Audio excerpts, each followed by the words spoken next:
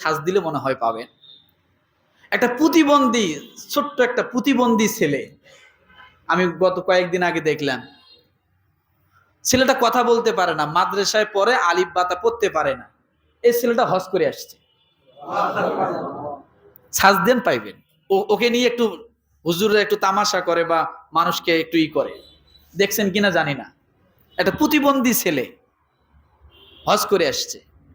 আর একটা শুনেছিলেন ওই যে জাতীয় মাছ পাঙাশ মাছ, শুনছিলেন কি? ওই পিচ্চি হজ করে আসছে। আল্লাহ যদি দেয়, আপনি কল্পনাও করতে পারবেন না। ওই জাতীয় মাছ পাঙাশ মাছ এইটাই ওর পুঁজি। আল্লাহ বলে এইটা দিয়ে আমি তোকে হজ করাবো। সুবহানাল্লাহ বলে, সুবহানাল্লাহ বলে, হজ করে আসছে।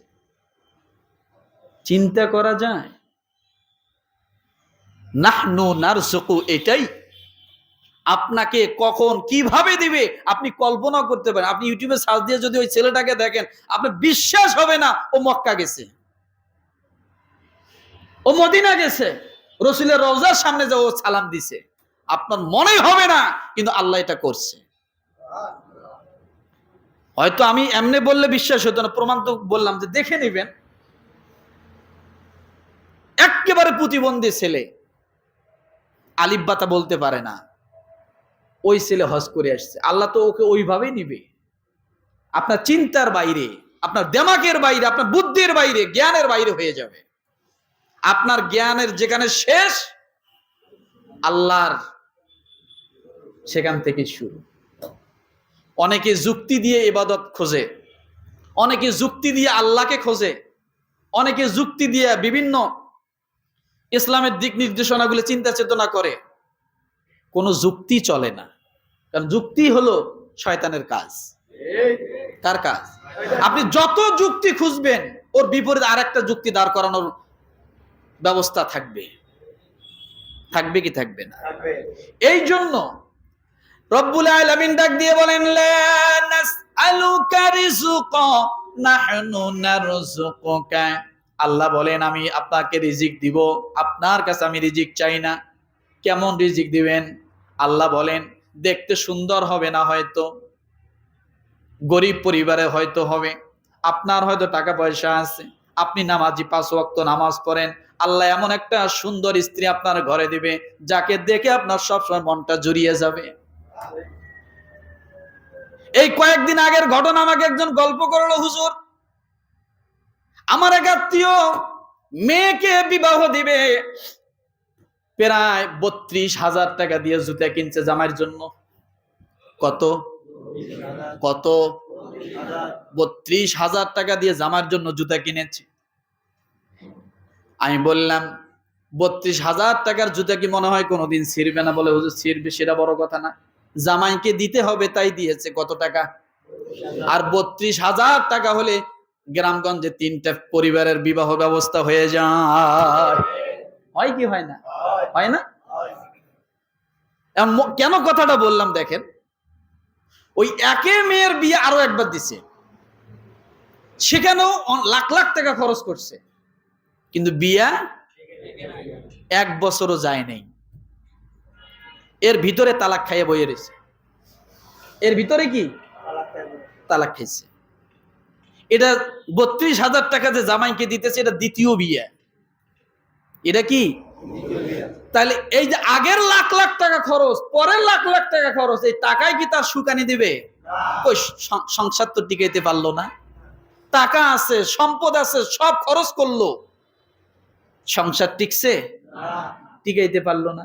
1 বছরের মাথায় বিবাহ ভাঙা শেষ। তার কারণ হলো আল্লাহর প্রতি ভরসা ছিল না, টাকার উপরে ছিল। আল্লাহ বলেন, লা নাসআলুকা রিজকা, আমি রিজিক চাই না, নাহনু নারযুকুকা, আমি রিজিক দিব। আপনি যদি আল্লাহর প্রতি ভরসা থাকে, আল্লাহ ওয়ালা হয়ে যান, নামাজি ব্যক্তি হয়ে যান, আল্লাহর কাছে সব বিষয় যদি আপনি এইভাবে দোয়া করেন, আল্লাহ আমি টাকা চাই না, বাড়ি চাই না, ঘর চাই না, জমিন চাই না, এগুলা চাই না, আমার যখন যা দরকার তুমি সে ব্যবস্থাগুলো আমার পূরণ করে দিও। মেয়ে বিয়ে দিব, 5 লাখ টাকা আগের থেকে রেডি করবেন, দরকার নাই। আল্লাহকে আপনি মেসেজ করে বলেন, রব্বুল আলামিন, আপনি আমার সন্তানকে দুনিয়াতে পাঠাইছেন, আল্লাহ তার বিবাহর ব্যবস্থা আমাকে দায়িত্ব দিয়েছেন, আমি গরিব অসহায়, আমি টাকা পয়সা মিলাইতে পারি নাই, আয় আল্লাহ এমন একটা পাত্র ব্যবস্থা করে দেন যার কাছে সে সুখে থাকবে, যা আপনি সন্তুষ্ট থাকবেন, এমন ব্যবস্থা করে দেন আল্লাহ, তার জন্য যেন ব্যবস্থা হয়ে যায়। লক্ষ লক্ষ টাকা খরচ করে বিয়ে দিলে মনে হয় টিকসই বেশি হয়, টিকসই বেশি হয়। যত ডিভোর্স আছে আপনি বাংলাদেশের জমিনে সব ডিভোর্স গুলোর দিকে তাকান, লাখ লাখ টাকা যেখানে যত বেশি খরচ হয়েছে ওগুলো বেশি ডিভোর্স হয়েছে। আমার কাছে প্রমাণ আছে, দালিলিক প্রমাণ আছে, পরীক্ষা পেপার কাটিং আছে আমার কাছে, পেপার কাটিং আছে আমার কাছে। যারা যত মডার্ন, যারা যত আধুনিক, তারা তত তালাক প্রাপ্ত, হয় দিছে আর না নিছে। আর গরিব মানুষ মেয়েটাকে অনেক কষ্ট করে মানুষ করেছে, মেয়েটা যখনই ঘর থেকে বাইরে হয়, হয়তো ভালো কাপড় নাই, দামি থ্রি পিস নাই, অনেক দামি রুন্না নাই, কিন্তু মা একটা সতর্ক এলান করে দেয়, অ্যালার্ট দিয়ে দেয়, মা বাইরে যাচ্ছিস একটু সাবধানে যাস। কথা ঠিক না? এই যে পরিবারের দিক থেকে একটা সুনজরের আকর্ষণ, মেয়েটা যদিও একটু এলোমেলো চলতো, মায়ের কথাটা যখন কানে গেছে দোতারা রশির মতো টান টান হয়ে গেছে। রাস্তায় কোনো তিরিং বিরিং করা যাবে না, কে আমরা গরিব মানুষ, যদি একটা অ্যাক্সিডেন্ট হয় আমি তোকে কোথায় বিয়ে দিব। কথা ঠিক না?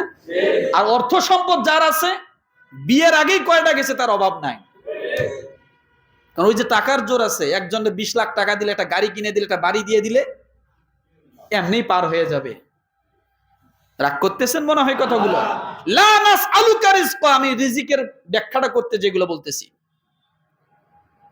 নাহনু নারযুকু, আল্লাহ যে বলছেন আমি রিজিক দিব, রিজিক এইভাবে দিবে। আপনার মেয়েটা বড় হচ্ছে, আপনি বিশাল টেনশনের মধ্যে পড়ে গেছেন, আপনি নামাজের পাবন্দী হন, এমন এক জামাইকে আল্লাহ তাআলা ব্যবস্থা করে দিবে, জামাই